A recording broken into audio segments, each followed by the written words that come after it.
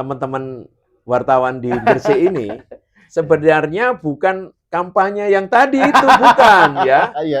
Nah, saya masih belum bayangkan ya, jujur ya, saya belum bisa membayangkan gimana batas teritori atau pola TNI ya atau Iya. aparat pertahanan ya untuk Iya. pertahanan sebuah negara di era teknologi informasi yang begitu masifnya. Bidang saya tidak itu sih gitu. Oke. Saya pakai model-model simpel itu. Mm-mm. Nah, tampaknya ini sudah ditangkap sama pemerintah. Teknologi ini berpotensi menyebabkan disintegrasi bangsa. Ya. Tapi kan karena ini programnya off the record, namanya aja off the record. Nah, yang tidak terungkap harus kita ungkap dong di sini kan gitu loh. Ya. Boleh.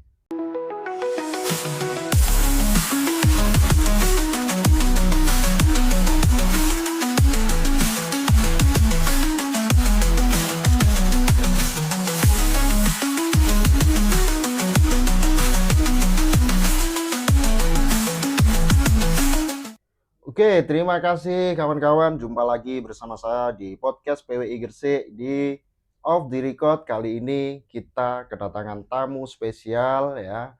Beliau nggak asing lagi ya bagi warga Gresik.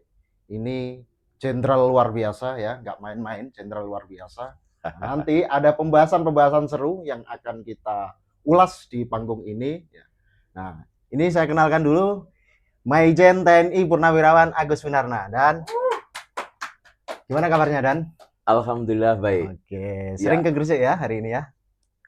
Sudah 1,5 tahun ya. Sudah setengah 1 tahun ya. Tapi memang Gresik itu ngangeni. Dan setiap ke Gresik saya harus menyapa. Oke. Salah satunya podcast yang sangat luar biasa dan mengedukasi masyarakat. Terima kasih. Oke. Ya, ini Jenderal Maijen TNI Agus Winarna ini perlu diketahui pernah menjadi Komandan Kodim 0817 Kabupaten Gresik. Jadi sudah nggak asing lagi pastinya bagi warga Gresik. Dan secara teritori pasti sangat mengenali dong budaya Gresik, bagaimana warga Gresik, dan mungkin destinasi-destinasinya pasti nggak asing lagi. Iya. Dan saya ingin tanya, dulu di Gresik tahun berapa, Dan? Saya di Gresik itu tahun 2005 ya. 2005 sampai Desember 2028. 2008 ya. 2008. Ya, sekitar 3 tahun ya. Berarti kalau sekitar 3 tahun. Ya. 25 tahun yang lalu lah ya masuk Gresik ya, bertugas di Gresik maksudnya dari Komandan Kodim. Nah, Dan mungkin Komandan pasti punya analisis dong. Ketika waktu pertama kali masuk Gresik dulu tahun 2005, kemudian terpaut 20 tahun kemudian, apa sih kira-kira uniknya Gresik atau perbedaan Gresik tahun 2005 sampai sekarang di 2026 ini? Gresik ada yang tetap, ada yang beda. Ya. Tapi secara umum, pemirsa sekalian, sebelumnya saya mengucapkan terima kasih sekali karena setiap saya datang di Gresik, saya selalu disapa dengan ramah. Jadi itu yang tidak beda tadi. Iya. Kota santri, kota wali, dan destinasi pariwisatanya sampai sekarang malah saya nggak hafal. Saking banyaknya. Kalau 20 tahun yang lalu saya hafal kan. Nah, sekarang ternyata sudah tambah dan spesifik atau keunikan itu. Secara kodim memang di sini sangat jarang geografi maupun hal-hal yang unik tadi yang Mas sampaikan tadi. Apa itu kodim yang memiliki wilayah teritorial daratan, lautan, dan kepulauan. Oh ya, pernah ya Kembawean berarti ya dulu? Atau belum pernah? Saya selama hampir 3 tahun itu saya 3 kali ke Bawean. 3 kali ke Bawean. Iya. Dan itu meriam itu yang di depan kodim, itu kami dengan anggota dari Bawean, dipindahkan ke kantor Kodim Gresik di Jalan Kartini. Berarti yang di kantor Kodim itu asalnya dari Bawean? Dari Bawean. Waktu zamannya saya, Agus dulu, waktu dari Dandim. Iya. Oke, baru tahu kita ini kalau ternyata gitu ya. Apa sih ada kenapa sih kok sampai dari Bawean sampai di Bawean? Ada value apa itu? Memang itu kan peninggalan kolonial, saya itu lihat zaman kolonial ya. Dan itu masih banyak di Gresik, di Bawean itu. Kalau cari di sini kan nggak ada, pasti di Pandai Besi. Oh iya iya iya. Iya kan? Kalau di sana memang penimbalan sejak Itu baja Perang murni itu Dunia ya? Kedua. Atau apa Ya, itu? Heeh. besi saya pikir Besi ya. ya, Iya, besi. iya, Oh, meriam-meriam lama itu, jenis oke. lama. Iya, Oke, Pak Agus, iya, Anda ini kan purnawirawan TNI Angkatan Darat ya. betul, Pasti Anda sudah malang melintang di dunia militer dan hari ini Anda setelah purna Anda fokusnya di dunia pendidikan, khususnya sebagai pengajar di Universitas Pertahanan. Nah, dan beberapa universitas dan lain. beberapa universitas yang lainnya pastinya. Nah, Iya, saya melihat juga Anda gelarnya udah doktor ya. Anda hmm, fokus banget. Saya juga melihat ada beberapa buku dan karya ilmiah yang Anda tulis. Kayaknya betul. Anda cukup produktif juga ini meskipun sebagai militer. Iya, Bisa ceritakan, Dan? Itu gimana sih pengalaman waktu dulu di militer, kemudian kok sampai ya overlapping jadi overlapping jadi akademis. Ya, gimana sih iya, sejarahnya dan Anda cukup produktif sih? iya, terima kasih. Hmm, Eee, di militer itu mm, pembinaan personilnya atau disingkat BIMPES, ya itu memang mengenal penugasan di saya infanteri, maka harus di kesatuan tempur. Oke. Kemudian untuk melengkapi jenjang karir ke depan, biasanya secara tour of duty dan tour of area itu diarahkan ke berbagai penugas yang lain. Mm, Di mm. samping satuan tempur ada mengenal kesatuan teritorial, Oke, mengenal juga satuan pendidikan, oke. atau bahkan di staf pimpinan, atau mungkin di kementerian, atau mungkin penugasan-penugasan lain, apakah itu operasi militer di bawah Mm, bendera mm. PBB, ataupun mungkin di kedutaan ya, di Mhm, atasan mhm. militer. Dan beberapa penugasan pendidikan di luar negeri maupun di dalam negeri. Jadi memang itu salah satu pembinaan personel yang ada di TNI, Mhm. khususnya TNI AD. Kemudian kenapa saya kok bukan menyimpang ya? Iya, enggak, itu bagus itu. Dedikasi yang bagus lah saya Iya, saya kira. pikir Ini sepanjang 9 tahunan itu heeh, saya awalnya setelah komandan Kopsiswa ya dan mhm, Korsis di Siskuat tahun 2016 itu, dan itu setelah Lemhanas kan, saya kemudian dipindah tugaskan atau disebut tadi tour of area itu ke Universitas Pertahanan. oke. Jadi hampir 9 tahun saat itu. Nah, pada saat di Universitas Pertahanan, namanya prajurit, kita siap ditugaskan di mana saja. Dan untuk melengkapi itu, saya belum lengkap.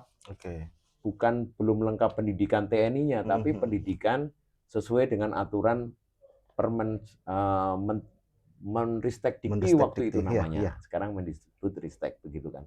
Jadi saya mengambil S3 dan saya membangun jabatan fungsional dosen itu sejak masuk 2017 Mhm, itu. Saya mhm. membangun keakademikan saya mulai Mmm, dari diterima sebagai home base saya di Universitas Pertahanan walaupun jabatan definitif saya kepala biro akademik dan iya kemahasiswaan. iya.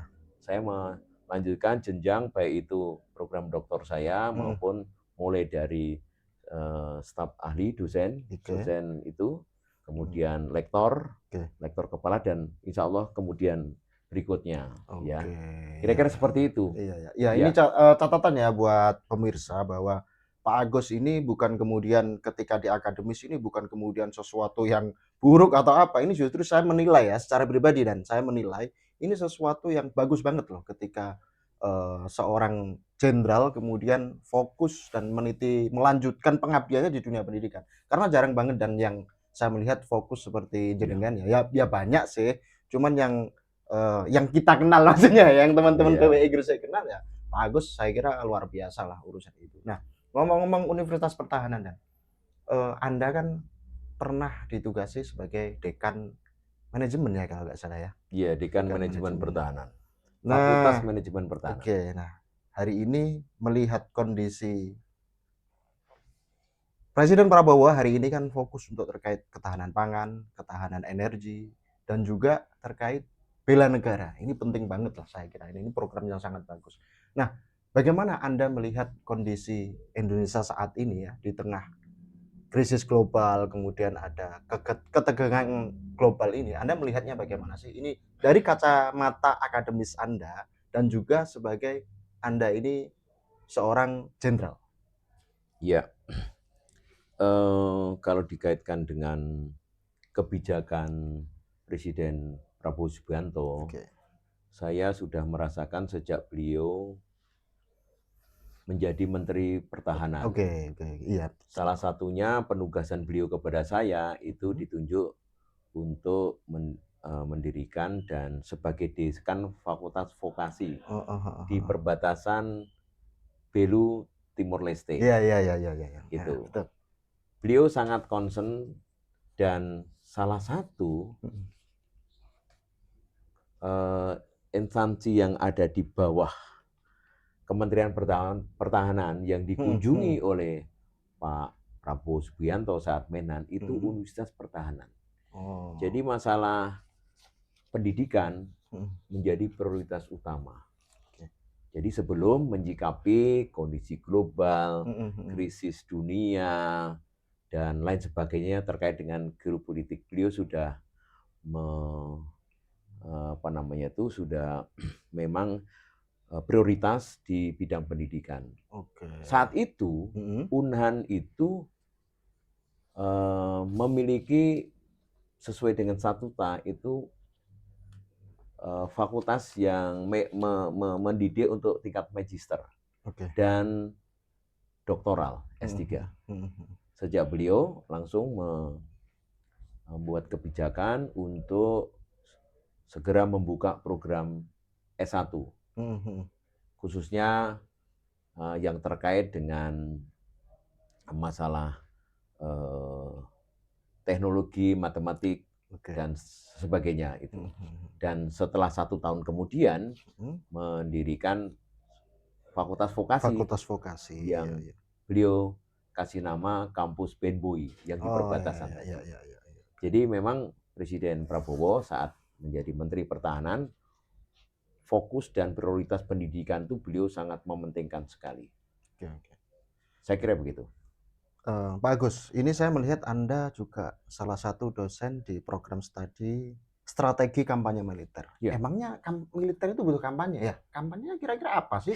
Nah itu loh. Kan kalau kita yang tahu kampanyenya kampanye marketing, ya kan? Kampanye produk atau kampanye politik. Nah ini kampanye militer, apa yang dikampanyekan? Ideologinya, strategi pertahanannya, atau bela negaranya? Baik, terima kasih ini. Tapi sebelumnya gini Permesa, kehadiran saya ditangkap oleh teman-teman wartawan di Gresik ini sebenarnya bukan kampanye yang tadi itu, bukan ya. Jadi saya memang sebagai dosen melakukan kegiatan Tridharma perguruan tinggi. Ya kan? Bagian dari pengabdian masyarakat. Betul. Masuk ini kan mengedukasi masyarakat. Mengedukasi, betul itu. Ini satu. Jadi memang saya harus mengisi ya beban kerja dosen saya di Sister Dikti saya itu. Nah, saya terus terang selaku dosen bagian dari itu. Itu yang paling penting dulu. Jadi tidak ada kampanye yang lain itu. Namun studi atau program si kampanye militer itu memang sangat penting ya, khususnya bagi TNI. Tetapi menurut saya yang sekarang selaku akademisi dosen itu juga perlu diketahui oleh masyarakat. Apalagi sistem pertahanan bangsa Indonesia itu sistem pertahanan rakyat semesta. Jadi tugas tanggung jawab pertahanan itu tidak hanya di TNI, militer, tapi juga seluruh komponen masyarakat yang terbagi menjadi 3 itu kan. Tahan dulu Dan, terkait nanti keterlibatan masyarakat, nanti kita akan bahas secara khusus ya, nanti warga sipil bagaimana terkait pertahanan negara. Nah, sekarang karena ini ngomong terkait strategi pertahanan, nah hari ini Dan, kondisi global kita hari ini benar-benar lagi tegang. Yang terbaru kan kasus di Venezuela, Presiden Nicolas Maduro cuma dalam waktu 5 jam, 300 menit tertangkap. Dan itu benar-benar senyap, tanpa ada senjata. Saya melihat baca salah satu dokter dari Universitas Udayana itu, serangannya memang benar-benar senap. Ini kalau di gambar saya juga nggak tahu Dan ya, alat-alat tempurnya itu apa, tapi ada semacam itu, senjata alat piring itu lah ya, alat piring jamur, kemudian di bawahnya ada F-35 atau apa, yang itu bisa menyedot seluruh sinyal. Jadi nggak sama sekali nggak terdeteksi itu. Seluruh sinyal di Venezuela saat itu juga ketika muncul langsung terserap dan dimatikan oleh F-35 itu. Artinya Dan, hari ini Indonesia secara teknologi bagaimana? Karena hari ini perang bukan lagi konvensional, tapi teknologi luar biasa. Ya. Saya melihatnya seperti itu. Apakah Indonesia hari ini dari kajian di Universitas Pertahanan mungkin ya, atau analisis pribadi Anda yang sebagai akademis juga purnawirawan jenderal, mungkin Anda memiliki pandangan itu. Bagaimana hari ini pertahanan Indonesia untuk yang sewaktu-waktu bisa loh itu? Ya. Oke. Ya, jadi yang prodi strategi kampanye militer itu, Oke. tadi belum saya jawab itu. Oke. Jadi di situ mempelajari bagaimana taktik strategi militer dalam perspektif kebijakan pertahanannya, manajemen pertahanannya, Oke. keamanan nasionalnya, maupun teknologi pertahanannya. Oke. Satu. Yang kedua, di situ juga akan mempelajari atau outputnya itu mampu menganalisis 4 tadi. Oke. Apa tadi ya? Di dalam kebijakan pertahanan, manajemen pertahanan, keamanan keamanan nasional, dan teknologi pertahanan. pertahanan. Dan itu menjadikan 4 fakultas di Unhan ya. Unhan, Oke. di pasca sarjana Unhan itu. Terus yang berikutnya juga meningkatkan keterampilan. Keterampilan menganalisis berbagai isu-isu global, termasuk geopolitik ya, yang tadi sempat disampaikan itu. Dan terakhir, bagaimana setelah mempelajari 4 itu mampu menyarankan untuk mengambil keputusan ya di dalam pengambilan keputusan menghadapi situasi-situasi seperti itu. Ya, saya kira itu pentingnya kampanye strategi militer itu tadi. Itu satu. Nah, memang betul bahwa ancaman kemudian situasi global itu berkembang sangat dinamis, sangat cepat sekali, maka Presiden Prabowo banyak sekali kebijakan-kebijakan, dan itu Unhan merupakan salah satu think tank-nya ya bagi Kementerian Pertahanan untuk memberikan coding, saran, solusi. Bisa nggak disebut Unhan ini sebagai laboratorium akademis dari pertahanan Indonesia? Bisa nggak kira-kira disebut seperti itu? Unhan didirikan memang arahnya ke sana. Bahkan di dalamnya itu juga defense science ya ibaratnya. Iya, defense science, kemudian juga di sana juga ada laboratorium yang disebut dengan laboratorium bela negara. Jadi tepat tadi itu memang. Itu terus dibangun di Universitas Pertahanan ya. Nah, sehingga strategi militer itu selalu berkembang. Kalau melihat era kolonialisme, imperialisme terus berkembang menjadi Perang Dunia I, II, Perang Dingin dan seterusnya, maka ternyata saat ini tidak hanya ancaman yang bersifat konvensional atau bahasa lain ancaman simetris, ancaman reguler, ancaman tradisional, atau sekarang juga disebut ancaman kinetik. Tapi lawannya itu ancaman non-konvensional, non-kinetik, ancaman-ancaman yang bersifat irreguler, ancaman-ancaman asimetris. Saya pikir yang tadi kita diskusikan, saya memang belum meneliti, tetapi sudah banyak ya pakar-pakar yang menilai bagaimana bentuk invasi baru. Saya juga bingung, ini ancaman bagi Venezuela itu masuk ancaman konvensional atau non-konvensional? Kalau menurut saya, gabungan antara duanya itu. Kok bisa? Seperti itu gimana? Karena dia menggunakan militer dan non-militer. Betul. Ditangkapnya pakai FBI, pakai polisi. Nah, tapi peralatan tempurnya menggunakan waktu pengerahan masanya pakai armada kekuatan militer. Persenjataan maupun teknologi yang canggih. Walaupun tidak sempat menimbulkan dampak. Baik nggak ada warga sipil ya yang korban ya. Baik itu apa dan sebagainya. Makanya ini memang harus pakar-pakar militer maupun akademisi militer kan. Akademisi ya. Tapi kadang yang sipil lebih canggih loh. Karena memang penelitian studi doktornya mengarah ke situ. Ya. Jadi saya pikir menarik kejadian kemarin itu, dan ini menjadi sesuatu yang kemudian ternyata ancaman kemudian tidak hanya 2 tadi. Betul. Tadi Mas Denny menyebut ancaman konvensional, Saya Rosedan. Mas Roset, Ya. maka ternyata ada bentuk baru. Iya, iya. Ya, saya pikir ini harus dimunculkan ya, Oke. untuk bangsa Indonesia menghadapi ancaman tersebut. Oke. Gini, Jenderal, saya melihat disertasi Anda ini juga ngomong soal perbatasan wilayah ya. Ini saya melihat ada disertasi Anda ini kolaborasi pengelolaan wilayah perbatasan RI RDTL. Apa itu maksudnya RDTL itu? Itu singkatan ya. Oh, singkatan ya. Republik Demokrasi Timur Leste. Oke, Ya. oke. Ngomong-ngomong wilayah perbatasan dan ini nanti nyambung dengan konteks global ya. Ya. Di Indonesia ini yang memang Indonesia hanya memiliki di Laut Cina Selatan, Indonesia cuman di zona eksklusif aja. Ya kan, zona ekonomi eksklusif aja. Tapi kan di situ kedagangan terus muncul kan. Ya. Apalagi hari ini pasca Amerika ini membuat kegaduhan di Venezuela, bukan tidak mungkin loh Laut Cina Selatan kemudian tumbuh lagi jika Cina kemudian bereaksi kembali. Ya. Nah, wilayah perbatasan di situ itu sebenarnya bagaimana sih, Jan? Ya. Menurut kajian dari komandan dan saya melihat Anda punya expert lah di situ mengenai perbatasan. Ya, betul. Memang masalah keamanan dan kesejahteraan itu menjadi tugas pokok pemerintah. Oke. Sesuai dengan undang-undang pemerintah daerah. Di situ saya temukan bahwa tanggung jawab masalah security dan prosperity atau kesejahteraan itu tanggung jawab pemerintah. Walaupun kemudian dibagi ya. Begitu. Sehingga masalah perbatasan ini tentunya kalau kita belajar perbatasan kan sudah ditentukan kan wilayah-wilayah itu. Baik secara geografi, baik luas daratan, lautan, dan seterusnya seperti itu. Nah, saya di situ menemukan masalah perbatasan adalah masalah kedaulatan.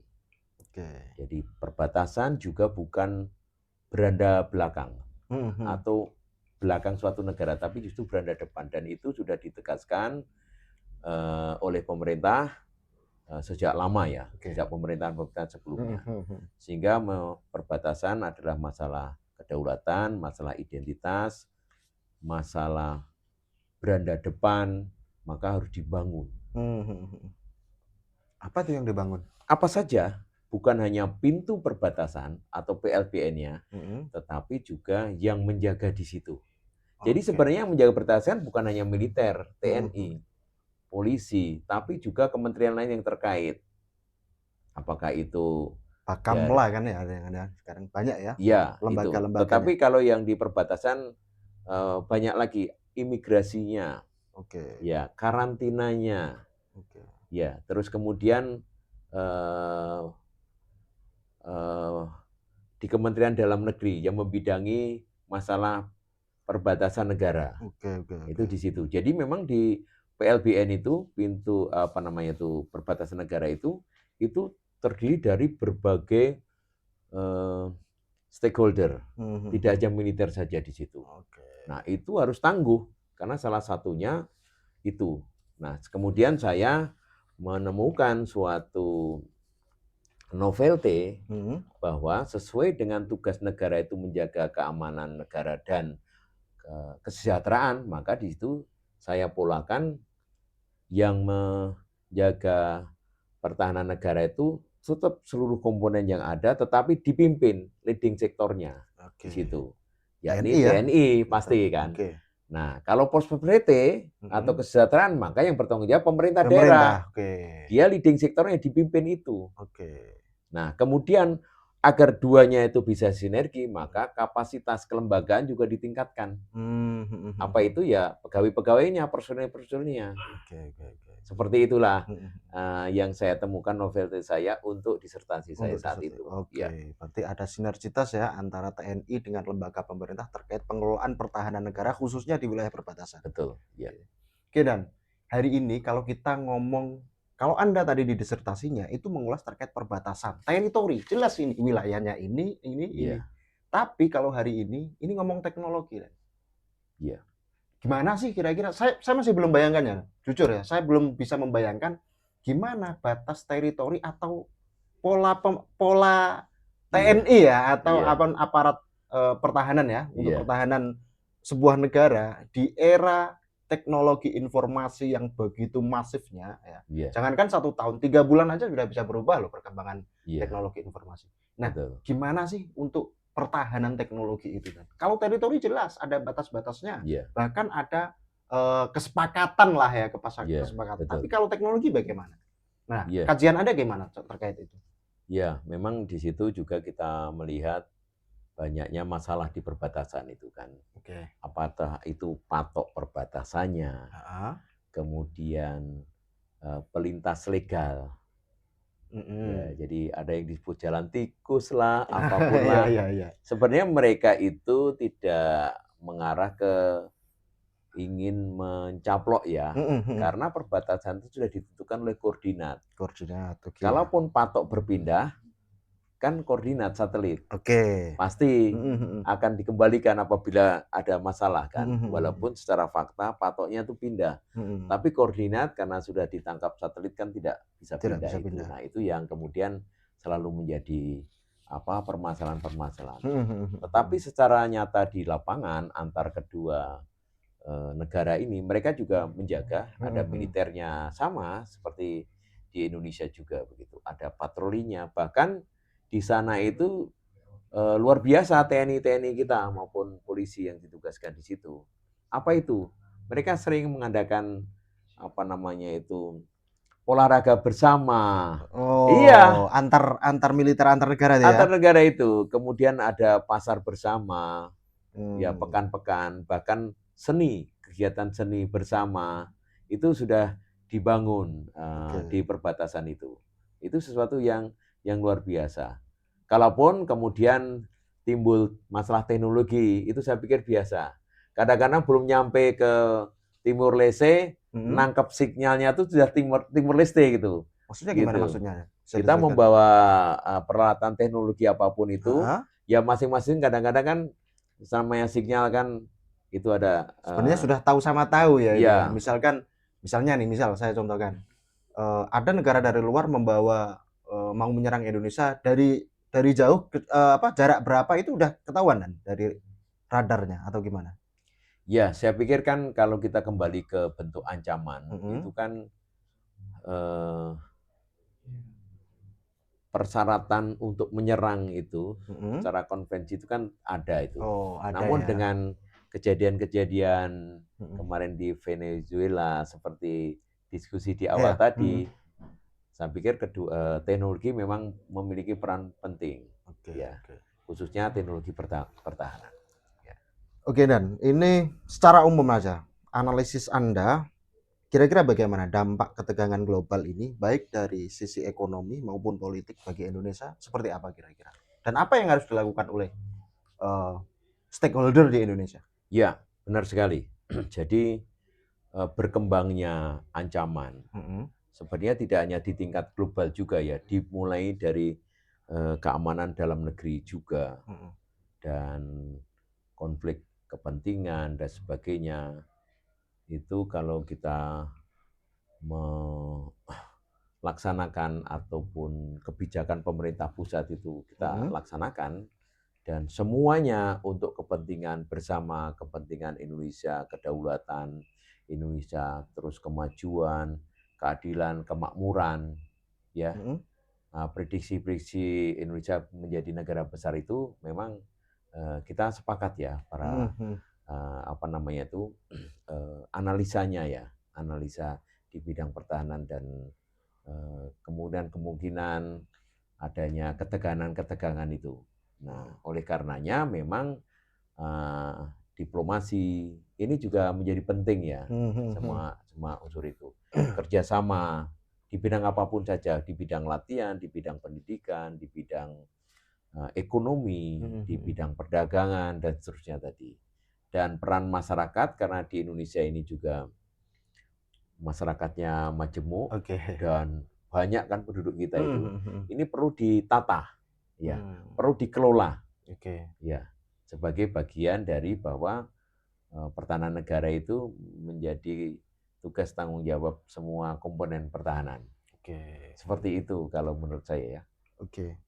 Ngomong-ngomong soal teknologi pertahanan Dan, Ya, eee, kita ngomong kasuistik aja. kerap kali lembaga atau institusi negara itu justru menjadi objek atau sasaran tembak para hacker. Iya. Nah, bahkan kebocoran data itu masif banget loh, pernah terjadi itu di Indonesia. Ingat kalau apa itu, Bjorka itu ya, kasus Bjorka itu kan rame Baik, banget. iya. Nah, menurut Anda teknologi pertahanan kita itu sampai saat ini sejauh mana sih perkembangannya per hari ini? Dan kira-kira efektivitas untuk pertahanan negara seperti apa? Baik, saya mendengar bahkan presiden mulai dari menteri itu sering bertatap muka Oke. kepada para dosen ya, Mhm. khususnya di Universitas Pertahanan. Oh gitu ya, sering Ya, ya Pak Presiden ya berarti ya? dan pertanyaan tadi itu menjadi suatu perhatian ya Mhm mhm. beliau begitu. Makanya memang penting pertahanan negara itu dan mengutamakan juga kecanggihan modernisasi alutsista. Oke. Kan? Termasuk alutsista ini kan nggak hanya ke perangkat kerasnya ya kayak meriam, tank, Betul, tapi teknologi itu termasuk bagian dari alutsista. betul. Masuk nggak? Iya, betul. Oke. Kecanggihan alutsista tadi Alutsista itu itu. dipentingkan sekali. Oke. Tidak hanya jumlahnya, tapi Mhm. juga modernisasinya. Modern. Ya, itu menjadi concern beliau. Karena kita tangkap seakan-akan mementingkan militer. Bahkan ada pendapat-pendapat lain yang Mhm. kebalikannya. Heeh. Saya tidak Iya terlalu sih, spesifik. sering-sering dikritik sih karena anggaran Iya, anggaran pertahanan terlalu tinggi dan lain-lain. iya. Tapi kalau melihat kondisi global seperti ini, kayaknya sih memang perlu banget. Karena di samping menjaga kedaulatan, itu Mhm. merupakan kepentingan nasional dan sesuai dengan teori, Mhm. itu menjadi kepercayaan diri. Kepercayaan diri Betul betul. bukan hanya negara, tapi juga masyarakat. Oke. Kalau kita dibandingkan dengan negara lain, kemudian alutsista kita lemah, masyarakatnya juga kemudian menjadi tidak pede kan? Oke, di level Asia Tenggara lah, menurut Jenderal Agus seperti apa kekuatan Indonesia? Apakah ini sudah paling top atau masih kita di bawah? Di kawasan ASEAN aja. Iya, kita punya kekuatan bukan saya tidak menjawab ya, karena saya kan strategi militer ya, Oke. strategi taktik militer ya. Hmm. Kita mempunyai kekuatan-kekuatan yang tinjauannya tidak kecanggihan alutsista saja, yang kemudian tidak semua negara memiliki itu. Sisan Kamratanya, Apa itu? sistem pertahanan rakyat kepeserta, Oke. bahwa pertahanan itu apalagi menghadapi ancaman yang non Oke, konvensional menarik dan itu. sebagainya tadi. Nah, itu yang kemudian itu kalau memang perbandingan daya tempur relatif itu ditentukan hanya senjata, tetapi itu tidak menjamin keamanan maupun kecanggihan. Kita banyaknya senjata, banyaknya pesawat, banyaknya alutsista ya kita sebut Oke, itu. oke. Tapi juga keunggulan moral, keunggulan tadi, Sisan Kamprata tadi. Oke. Jadi tidak menyerahkan sepenuhnya kepada militer saja pada kondisi-kondisi tertentu. Nah, ini penting, penting untuk dibangkitkan. Bukan hanya masyarakat, masyarakat itu kita bagi. Saat saat saya Dandim masih pangkat letkol, Oke. saya merasa penting bahwa organisasi komponen pendukung pertahanan itu dimulai dari desa atau kecamatan. Jadi kalau ada kejadian-kejadian ancaman yang disebut dengan non konvensional tadi, maka di situ masyarakat tuh terpanggil karena sudah dipolakan, diorganisasikan. Ada wabah. Oke. Dokter kalau nggak dipanggil, nggak dimintai kita berobat dan sebagainya, diam kan? Secara keadaan damai loh, keadaan biasa maksudnya. Tetapi karena dia ditetapkan komponen pendukung di bidang kesehatan, maka saya bertanggung jawab di desa, di kecamatan ini. Secara komponen pendukung pertahanan negara ini terpanggil. Nah, jadi sisa rata tuh sampai dengan seperti itu. Walaupun konsepnya sudah sangat bagus dan tidak dimiliki oleh semua negara konsep sisa rata itu. Nah, tingkat kecamatan juga sama. Tiba-tiba ada bangunan yang roboh begitu. Ya, karena itu sudah terorganisir di tingkat bawah. Kalau di inventarisasi ya, Tapi kalau diorganisir menjadi suatu kekuatan komponen pendukung, saya tidak mengatakan dokter itu di bidang kesehatan kalau tingkat kecepatan menjadi danton kesehatan begitu. Ini pemikiran saya sejak Mayor Letkol ini sebenarnya. Sebenarnya sudah ada dari sekarang apa namanya itu sudah diundangkan kan, ya itu kan. Nah, tetapi saya itu mempunyai pikiran bahwa kalau kita sisamkan rata menghadapi seluruh ancaman tadi, itu secara otomatis terpanggil. Supaya terpanggil bagaimana? Ya dia diberi tugas di bidangnya, di keahlinya ya tadi. Oh saya danton kesehatan, walaupun ini mau atau tidak mau. Tetapi magister saya itu kan tentang upaya pengelolaan komponen pendukung pertahanan negara. Dokter itu mau, dokter sipil loh, bukan dokter militer. Karena dia ditetapkan sebagai danton kes, ditetapkan orang kesehatan sebagai dan rukes gitu, tapi bukan dalam struktur organisasi militer ya, tetapi struktur menghadapi ancaman non tradisional atau menghadapi ancaman non konvensional tadi. Wah, itu saya pikir excellent menurut saya ya. Itu. Oke, dan saya menarik terkait pertahanan rakyat yang berbasis pada rakyat. Anda sangat pede sekali sih terkait pertahanan rakyat dibandingkan negara-negara lain. Bahkan Anda mengatakan bahwa yang dimiliki Indonesia adalah rakyatnya. Secara umum gitu ya saya menyimpulkannya. Nah, justru kok saya melihatnya agak beda ya. Rakyat ini kan justru malah banyak yang susah hari ini, banyak yang sambat terus ya. Kerjanya ngopi, banyak ngopi enak pokoknya. Cari kerjaan aja susah.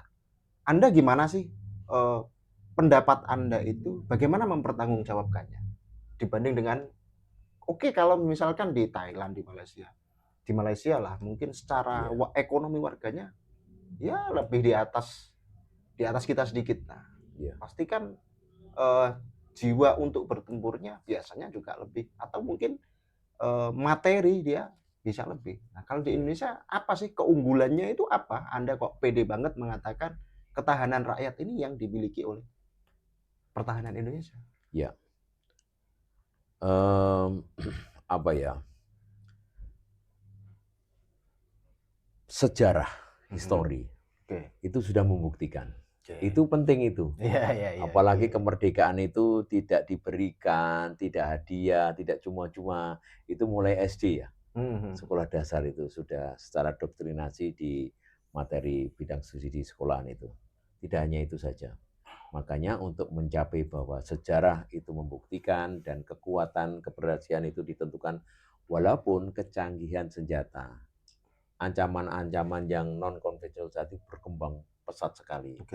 Tidak hanya separatis, tidak hanya masalah cybernya dan sebagainya. Maka kalau pembagian keahlian masyarakat itu dipolakan, diorganisir seperti itu, ini menurut penelitian saya ya, pemberdayaan warga negara itu.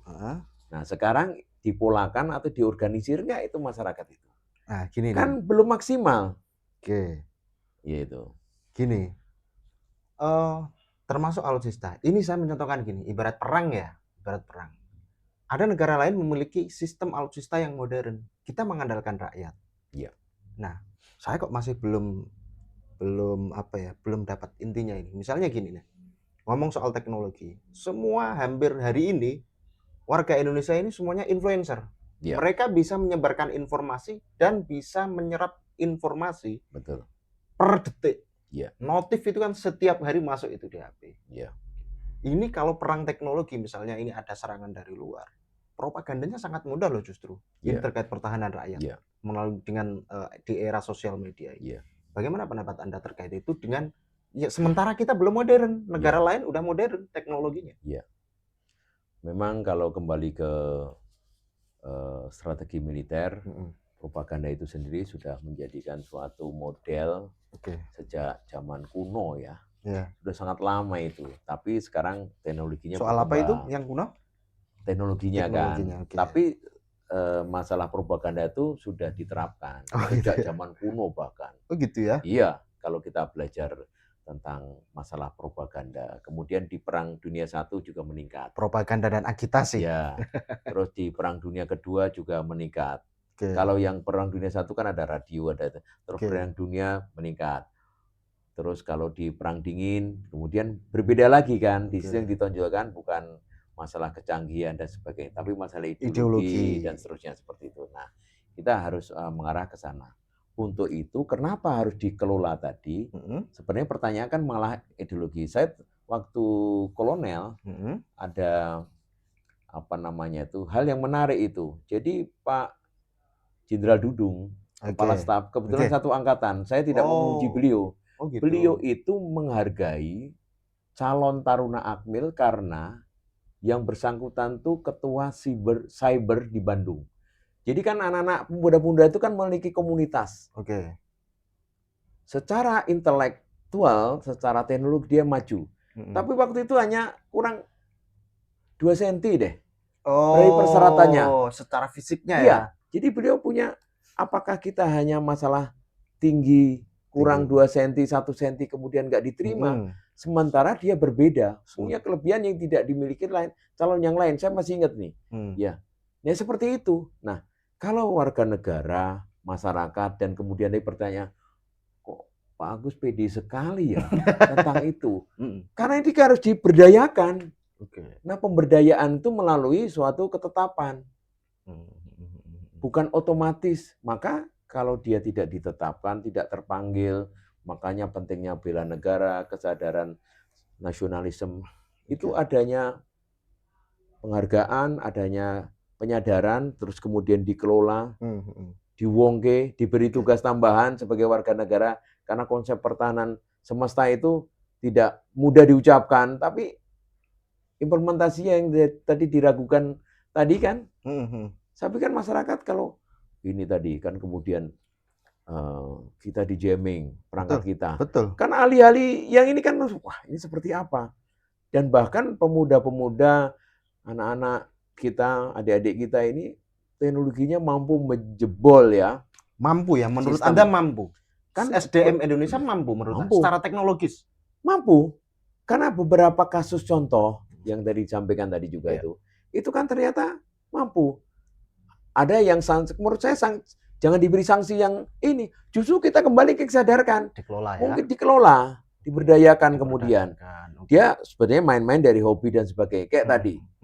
Yang tadi saya sampaikan. Hanya kurang berapa senti kok nggak diterima. Enggak. Padahal dia urusan teknologi.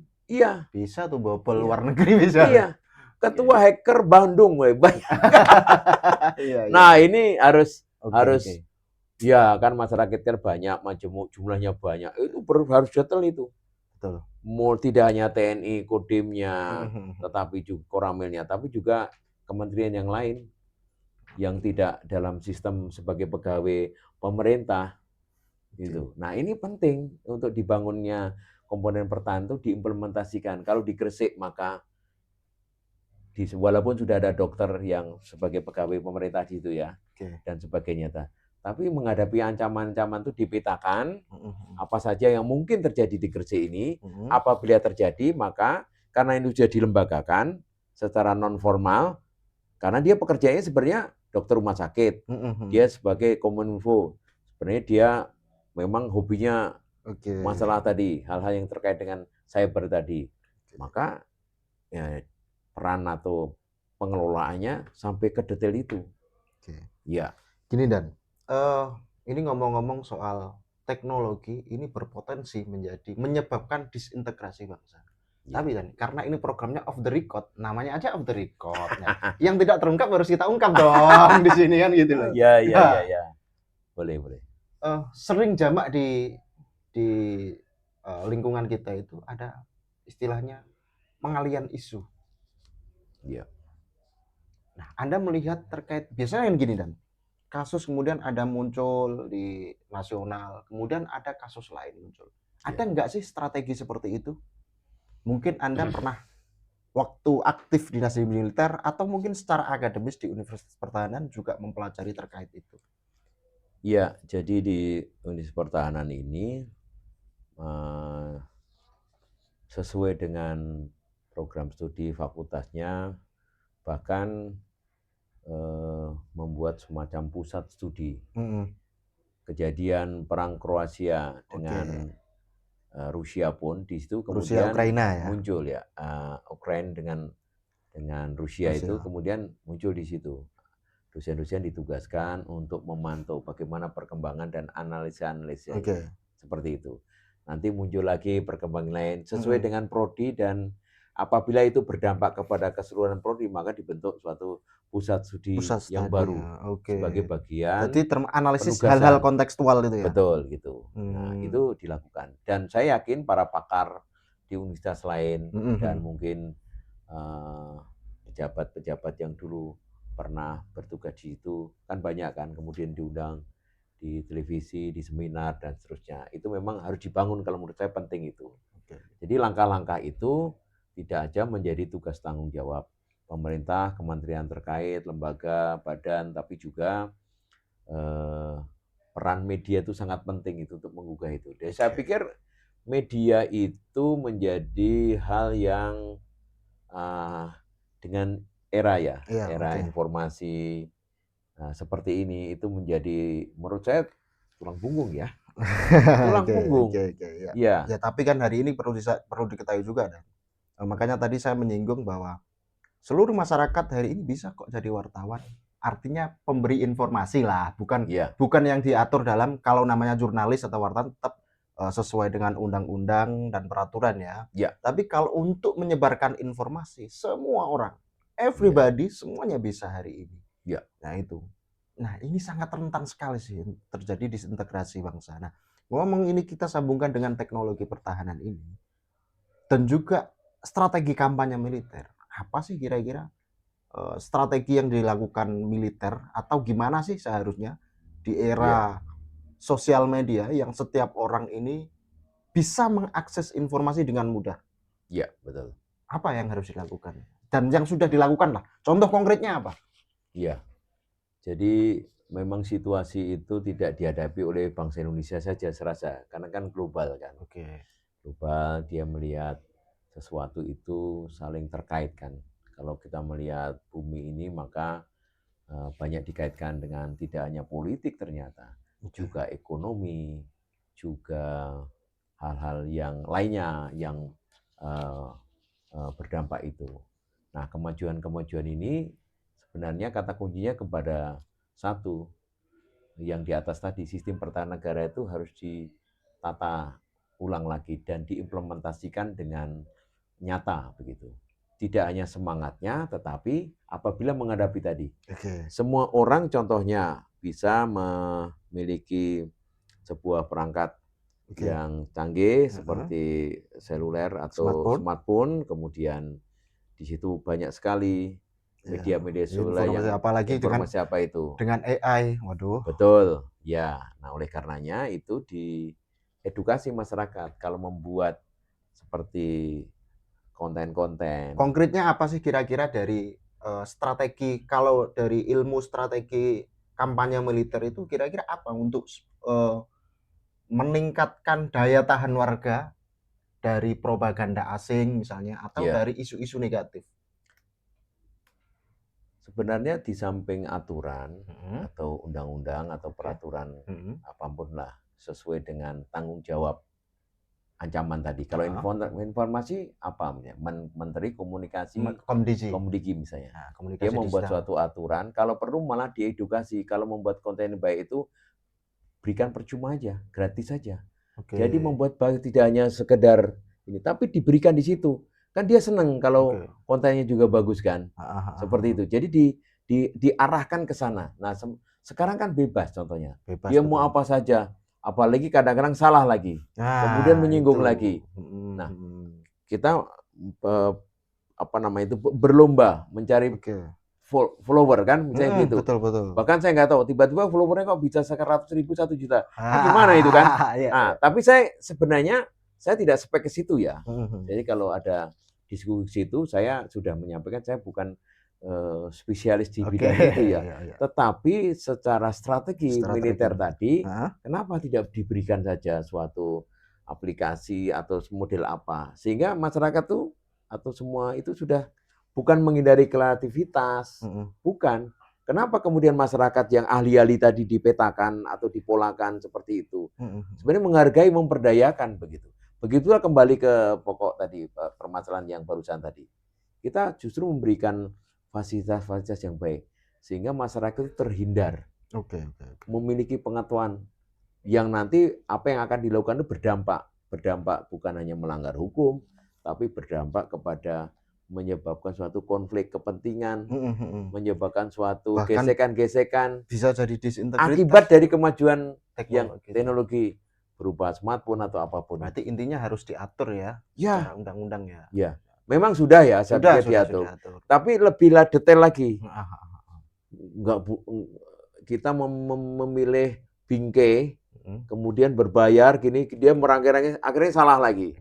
Ya, saya tidak mencontohkan secara implementatif siapa itu, tetapi saya sendiri melakukan. Bahkan sekarang tuh saya sangat hati-hati sekali. Iya. Jadi pancet aja pengikutnya seperti itu kan? Iya. Gitu.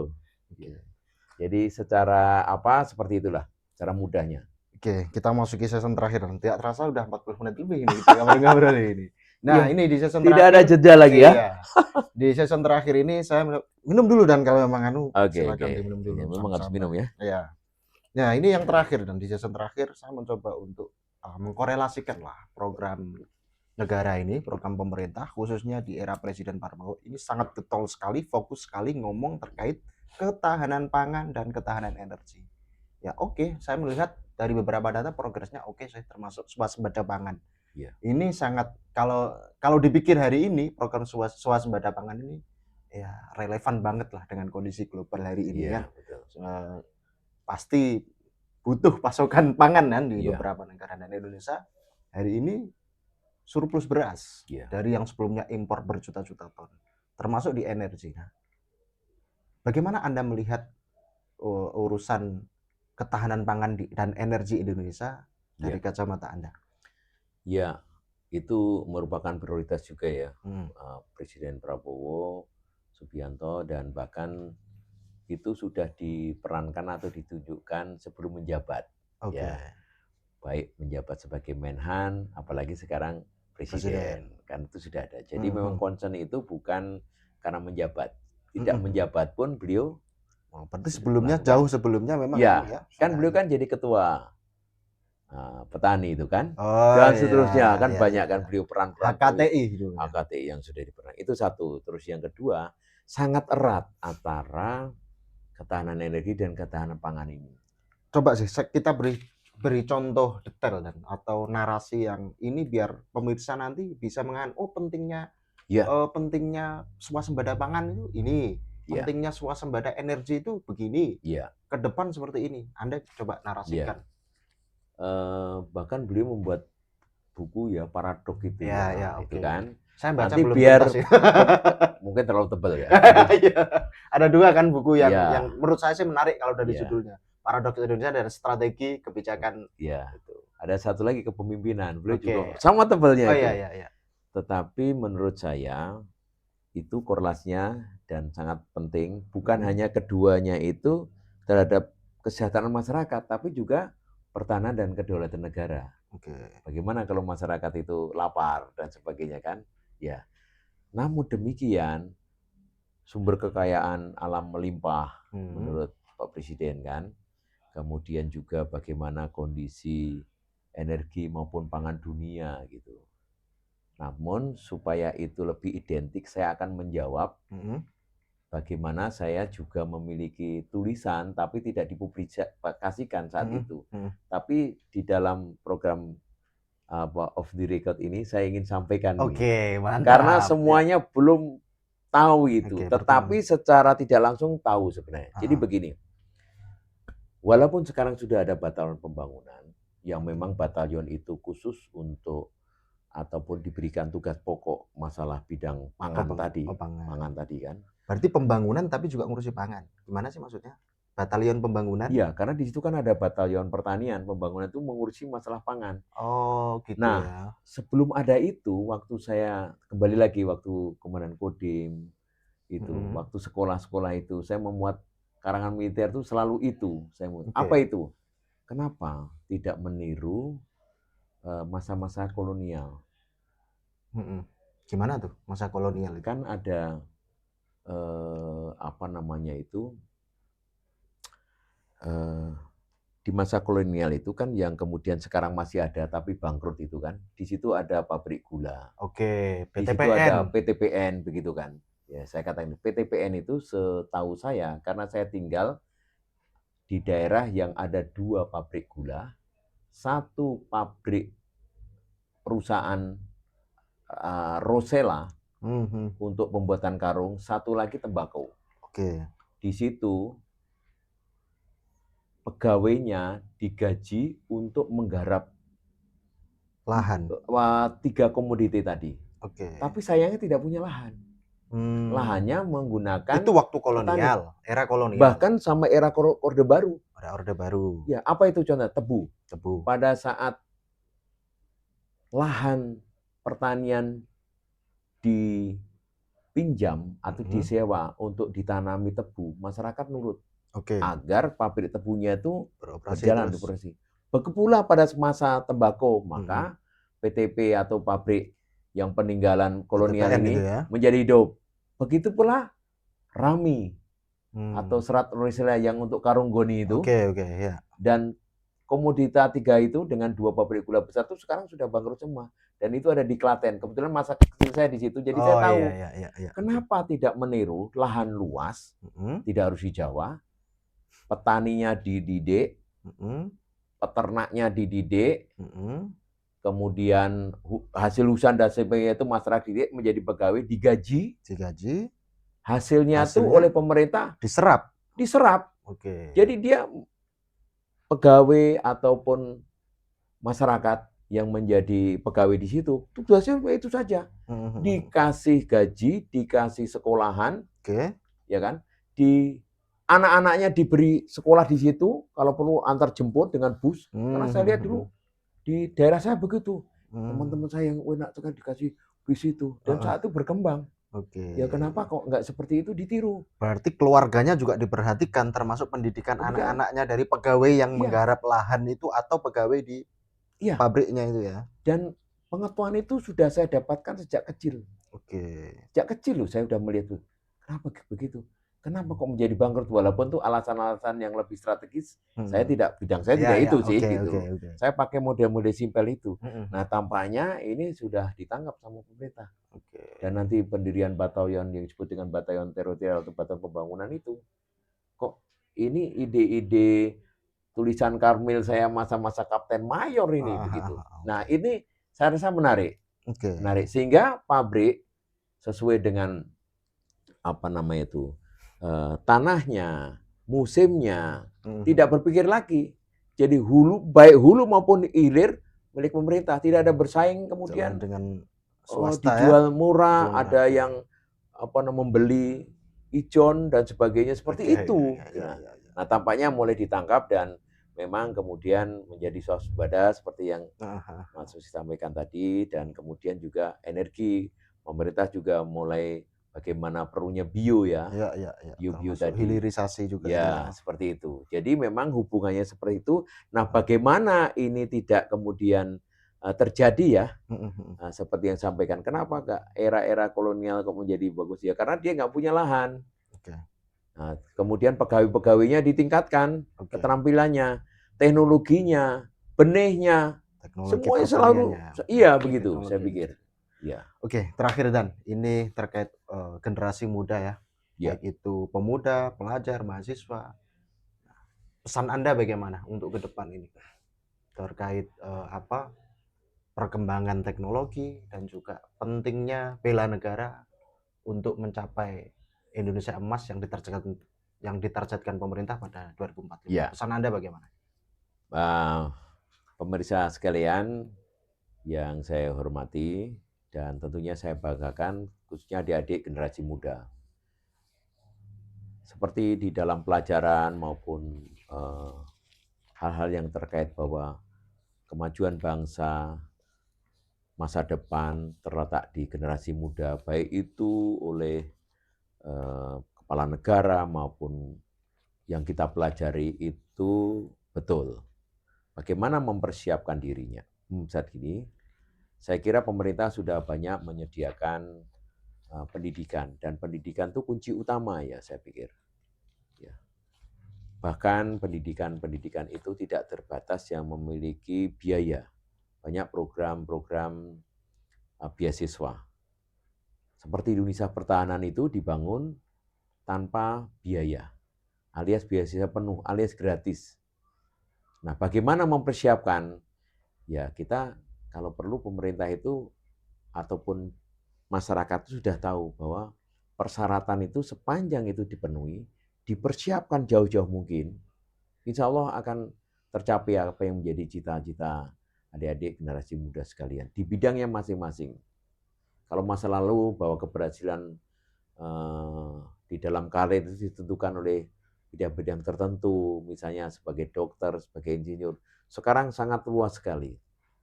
Dan yang kedua, karena bangsa kita bangsa yang besar, dari Sabang sampai Merauke, maka kita harus siap ditempatkan di mana saja, itu yang paling penting. Ya, jangan kemudian sudah bekerja, pengennya di Gresik saja, misalnya seperti itu kan.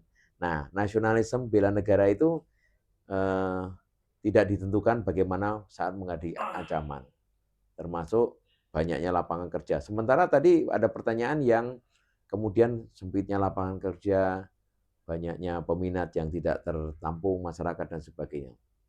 Padahal sebenarnya banyak ya, menurut saya ya. Hanya bagaimana sosialisasi dan arah-arahan itu dibuat semacam pola atau sistem yang memudahkan. Kalau lulus menjadi dokter misalnya, itu seperti apa persyaratan.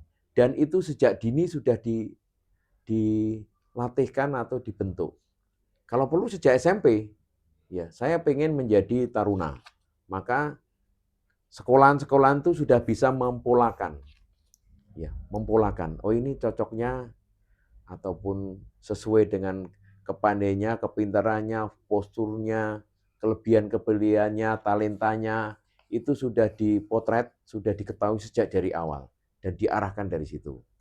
Kita tidak perlu memilih lagi saya rasa ya, karena banyaknya penduduk, maka kita tinggal memulakan, kita tinggal memetakan, dan itu sudah diarahkan sejak dari awal. Jadi saya sangat setuju mulai dari tingkat sekolah SMA, ada SMK dan seterusnya. Tetapi yang lebih implementatif sekali begitu, ya tidak hanya jurusannya, ya bahkan dengan nanti kemungkinan bekerjanya seperti apa itu sejak dari awal. Saya pikir seperti itu. Nah, semoga apa yang diharapkan untuk Indonesia Emas 2045 itu ditata, dikelola sedemikian rupa, tidak hanya secara teori, secara aturan, tetapi juga ada pembinaannya, ada mentoringnya. Ya, kalau memang persyaratan itu banyak, ya apakah itu di Kesatuan TNI, Polri, apa itu di kementerian, apalagi itu di pemerintah daerah bidang itu, ada semacam di instansi tadi ada semacam atau bahkan di tempat taman-taman umum, fasilitas umum itu disampaikan di situ apa informasi-informasi. Kalau perlu caranya di situ di edukasi sekalian begitu, ya. Jadi masyarakat tuh tahu itu karena dia pergi tidak hanya rekreasi, tapi rekreasi itu untuk masa depannya dia. Oh ternyata kalau ingin jadi dokter seperti ini, dimulai dari yang kecil. Tidak hanya cita-cita, tidak hanya membawa apa itu stetoskop ya atau apa begitu ya. Nah, tidak hanya itu saja, tetapi kemudian mendokumentasi kalau jadi pilot itu seperti ini. Saya rasa itu sudah ada ya, tetapi lebih spesifik lagi. Jadi mempolakan, memetakan kemampuan generasi muda untuk mencapai kemajuan bangsa itu mulai dari sejak awal begitu. Tidak hanya menjadi tanggung jawab diri sendiri, tapi juga menjadi tanggung jawab pemerintah. Tidak hanya sekolah gratis, tapi sampai ke detail itu. Saya kira demikian. Oke, terima kasih Komandan atas Terima kasih, mohon maaf.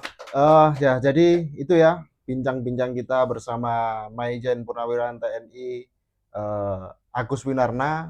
Ya, ini oke banget ya. Semoga jangan lupa dan kalau ke Gresik lagi kita bisa manggung lagi ya Pasti, bareng-bareng. Pasti ada Gresik ide-ide. takkan kulupakan. Oke teman-teman, demikian tadi ya, nggak terasa 1 jam lebih kita bersama, kita berbicara urusan internasional sampai urusan di dukun Gresik ya, jadi banyak banget.